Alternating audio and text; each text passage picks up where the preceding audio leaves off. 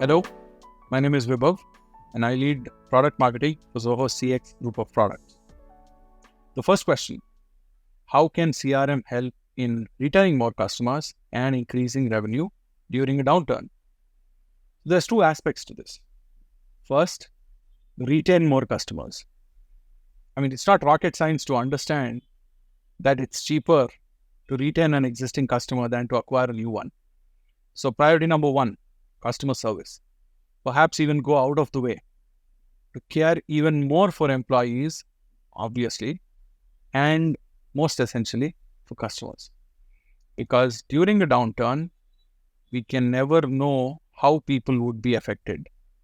And in a situation like that, you need to possibly dole out offers, maybe cut some slack if customers are being too demanding, and even extend an olive branch, deliver better service.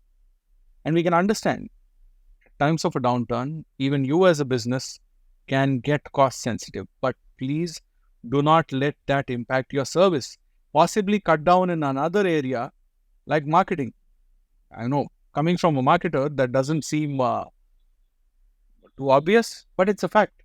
You need to invest more in customer service. And how can CRM help you do that? Well, it can help you respond to customers faster, can help you understand the sentiment, for example, of an email before you actually read it completely. Possibly you can identify even more frustrated customers, filter them out, and then take care of them first before you have to go through the queue and open every email. That's just an example. Of course, there are many more. Like, for example, understanding customers by their deal size, for example, which means you prioritize higher ticket value customers over, let's say, every other customer, for example, right? That can help you significantly improve customer service. Now, second, how can you maximize revenue? One thing of a downturn is that the ticket value sometimes comes down lower. And this happens across multiple places. Even in the consumer market, you see people buying goods in smaller quantities, right? Smaller SKUs move faster. A simple example could be, if somebody was buying a 500 gram SKU, possibly they're now moving to multiple SKUs, which are 100 grams each. Why? Because it's cheaper to buy. I'd rather buy one pack every 10 days instead of going in for one large pack for the month. In that case, you need to change your cost structures. And how flexible can CRM be in that case can make all the difference. That brings a crucial aspect of customizability. Now, when market conditions change, it's obvious that customer preferences will change. It's because, it's all a lot of customer behavior is dependent on, macroeconomic policy. And based on that, interest rate changes, inflation, obviously it ends up affecting customer behavior. Now, when that happens, you have to ensure your CRM is flexible enough to accommodate newer cost structures. Just take the case of the subscription economy, right? Now, we are seeing the subscription model being adopted to many, many kinds of businesses that we did not imagine before. So those are new changes. Now, as a CRM, can you accommodate these changes? Or if you are running a CRM system and your customers are now demanding a subscription model as opposed to a service or product model, can your CRM handle it? That is a crucial question to ask. Now, that's only one example. The other example could be your products module would have to be even more flexible. Like, you'll have to accommodate even more SKUs.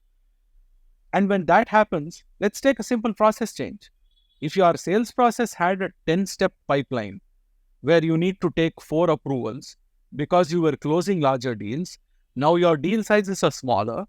So which means your entire sales process would have to change. Now, how soon can you do that? That is an important point. From our experience, when COVID struck, we had a healthcare customer who needed a rapid turnaround. And we actually did that in like less than 20 days. Now, that reaction time is important because when the market is so volatile, when things are changing this fast, you will need to be swift.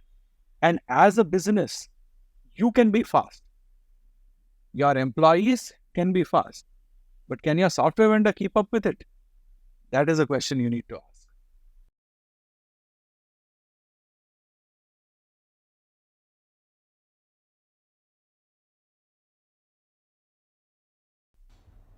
Downturns can be challenging, but then I'd say it's more of a perspective.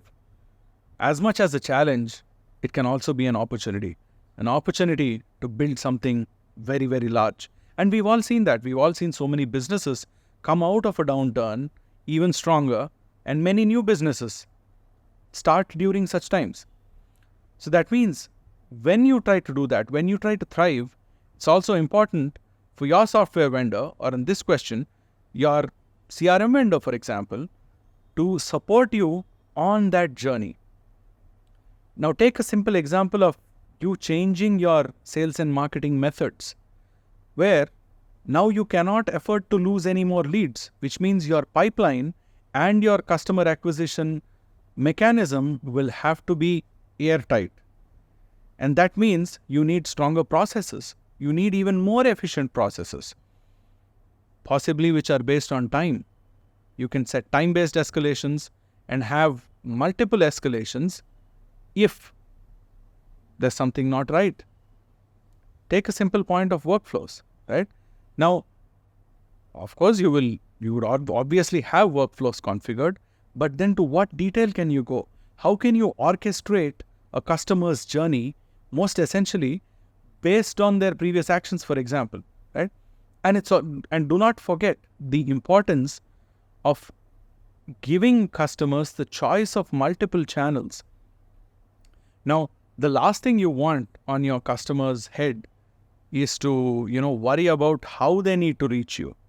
So, which means it's also essential to allow them to reach you across multiple channels. Now, that could be WhatsApp, that could be Telegram, for example.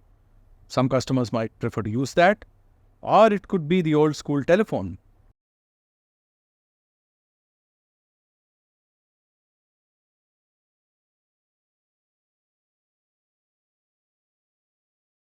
Now, when that happens, how ready are you to capture your customer voice across all these channels? And when you do that, how can you analyze all of that? Which means analytics and the right data crunching is absolutely important. Now, it's a thing with numbers, right? Unless you put it into perspective, it generally doesn't add up. Now, imagine blending data across marketing, sales, service, and all the end across this customer life cycle. Because speaking as a marketer, we are generally responsible for generating leads, right? But an honest question is, do leads give you money? No, right? It's the deals that get you the money. It's the revenue, the cash flow that keeps your business running. So I can say I got you 1,000 leads a month. My job is done as a marketer. But hold on, where's the revenue? Especially in times of a downturn, it's essential to ask that question. If your marketing is not generating revenue, or the leads that your marketing is generating are not translating into revenue, then something's not right. You're maybe not spending money in the right place. So even if you're advertising on Google AdWords, even if you're advertising on social ads, for example, or any other mechanism, it is absolutely essential to bring in that data into CRM and blend it against possibly your deal information, so that you can see the ROI of your marketing not against leads, but against the actual deals closed. And that can be a crucial aspect to streamline your operations as well as the amount of money you're spending.